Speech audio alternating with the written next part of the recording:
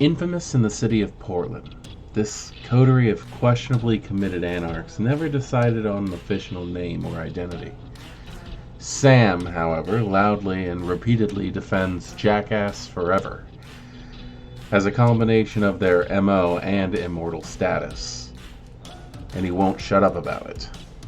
Over the course of mere months, they were responsible for or implicated in toppling two princes, a baron, the local cult of Mithras, the Temple of Shalim, the SWAT department, and many, many more. Their crimes, real and alleged, include serial murder, vandalism, assault of police officers, eating a man's penis, possession of explosives, copyright infringement, playing dumpster ball, hacking, extortion, lying to children about pop rocks, drug trafficking, human trafficking, jaywalking, arson, desecrating a corpse, diablerie, indecent exposure, torture, illegal parking, and stampeding hellhounds through Elysium. Relying on their largesse is probably an act of desperation or insanity.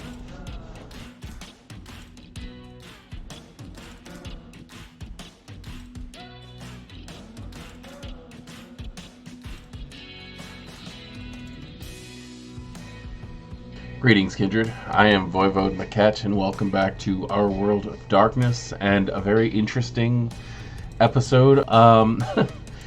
So last week we went over a lore sheet that a committed community member gave to us. They put together a beautiful, well-balanced lore sheet wrapped around the character we created as a group. That inspired a member of my gaming troupe, Daviga to be specific, decided that he thought the idea of writing his own lore sheet would be fun. And he put together the lore sheet Jackass Forever, which is what he likes to call the coterie of anarchs that are prominent in the Thicker Than Water game. And I couldn't go long without deciding that we were going to go ahead and cover that in a Metaplot Monday, because they have become such an integral part of the plotline in my game. And it's such a very well written lore sheet that I just wanted to share it with you guys.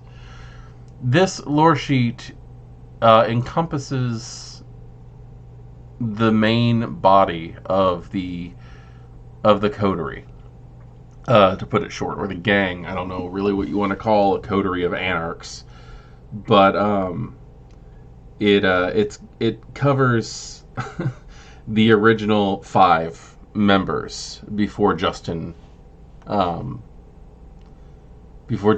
involved. So that's why they're not in this. But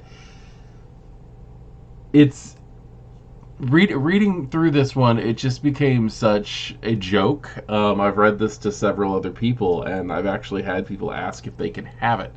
It ties into various things that this group has actually done, and is fairly well put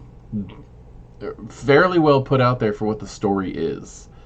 I've actually issued a challenge to my entire game to write a lore sheet for each of their characters. I don't know when that's going to happen. I don't know if that's going to happen, but I do issue that challenge. I want to see if they can each come up with a good idea. And I do encourage them to work together as a group to get this balanced, and to try to possibly even make it so that the lore sheet looks good. And if I can actually take the time to sit down and write my Portland by Night book that I plan on putting up on the Storyteller's Vault when it's finished, I want to have those lore sheets inside the book, just because I do think that these characters do make up the heart and soul of what Thicker Than Water is now. So let's go ahead and hop into Jackass Forever, and I'll and go over what each point of this actually does. Investing 1 trait into this Loresheet gets you, damn it, Damien. Through many removes, you have inherited a battered, charred, brick-like phone, engraved simply Damien. Once per chapter, if you text a license plate number to the only contact, the car will be detonated, wrecked, burned, or worse within a week. However, once it has been used, a vehicle of the storyteller's choice will also go up in flames every chapter. I love the fact that Damien has been immortalized through the fact that he blew up that damn car in that alley. And it just became that long running gag of what's going to happen next. What car are these idiots going to blow up this time? This refers to, obviously, the night that Damien and Dawn ran into Redclave for the very first time. They got pushed into an alley and they got into a fight, and Damien's tires got slashed by Redclave and his big old scythe, his big old sickle. I can never remember which one of those is which. But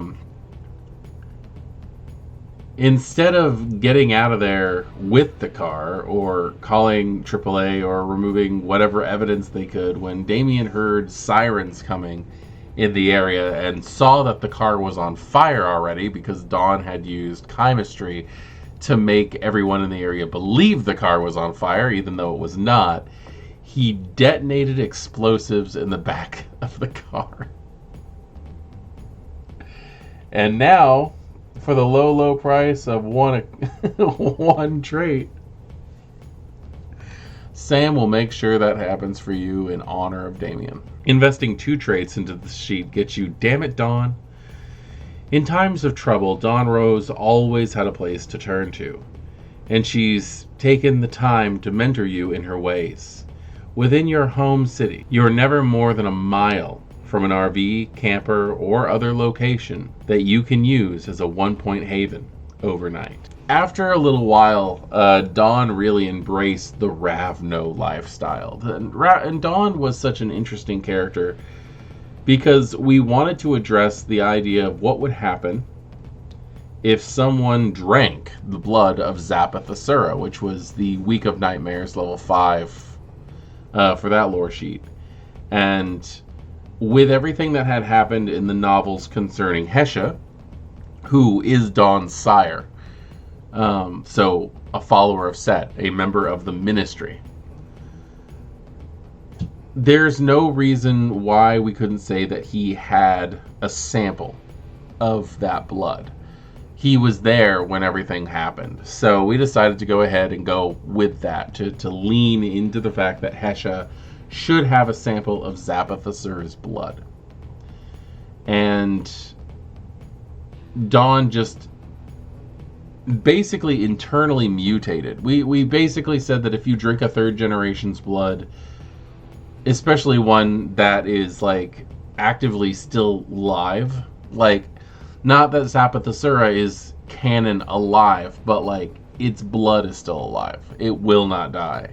The idea of drinking that as a kindred, it just kind of rewrote her embrace DNA, I guess, and turned her into a Ravno, which gave her that whole need to move around. And she does suffer from the Ravno. She is for all intents and purposes a Ravno with a ministry sire. Ridiculous as that sounds. But she embraced it and eventually took all the money that they got from helping out the Hikata in that first big story arc in Sticks and Bones, and put it towards buying, I think she bought 7 or 8 RVs and just placed them in various camper storages around Portland.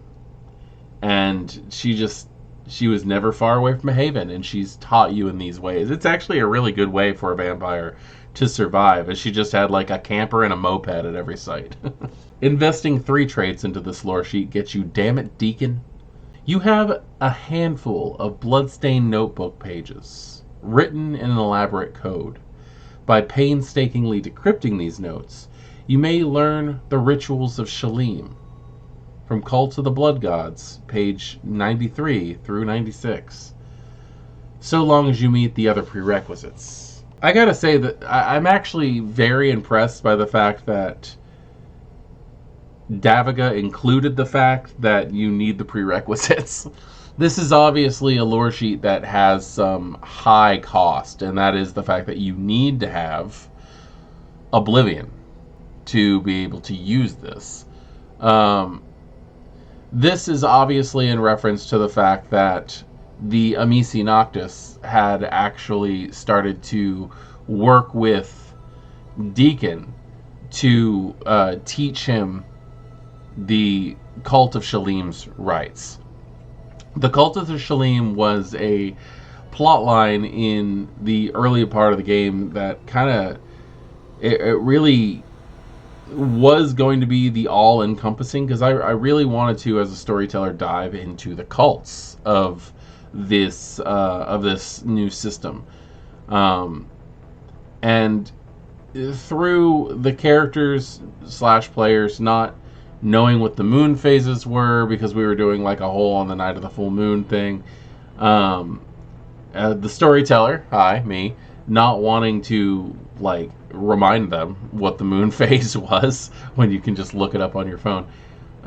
It was one of those things that like it's still there, but it's also not at the same time. The Sabbat group, Cain's Choir, Cain's Chorus, I switch back and forth on the names with that one. They have completely desecrated the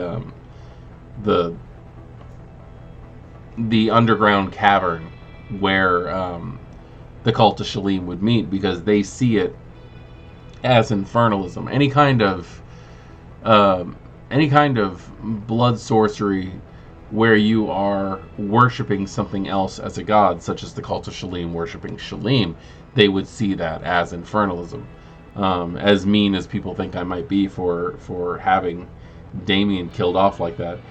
But Deacon had copied down these notebooks and given them to Damien. So effectively, I would say that your character has gotten hold of Damien's worksheets that Deacon himself wrote so that his child could learn the rites.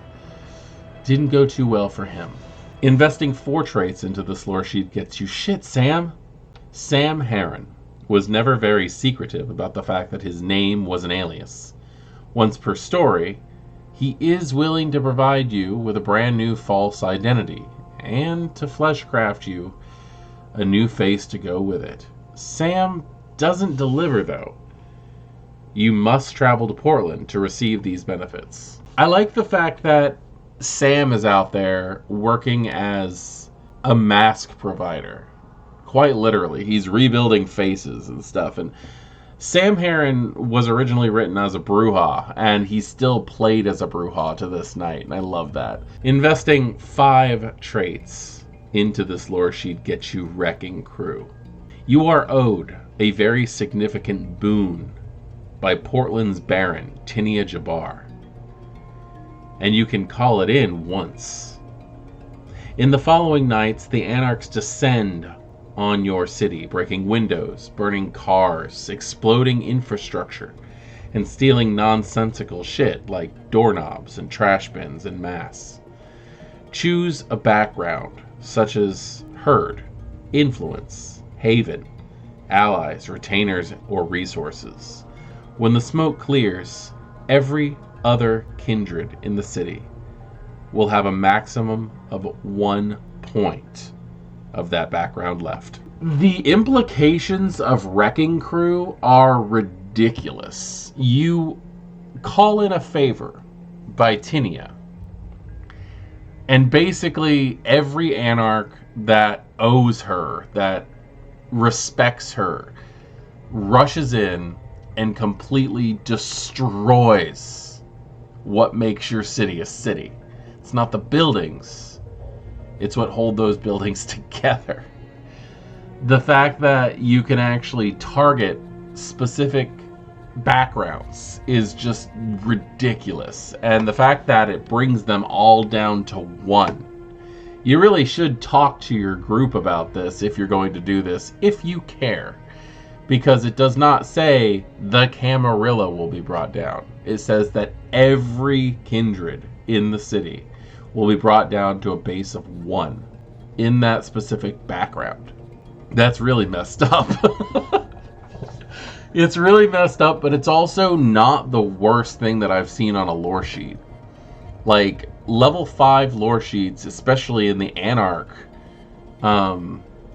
collection of them, are all based on completely destroying a city and replacing power in some fashion. And I really do think that Jackass Forever as a whole, this lore sheet, is actually written very well.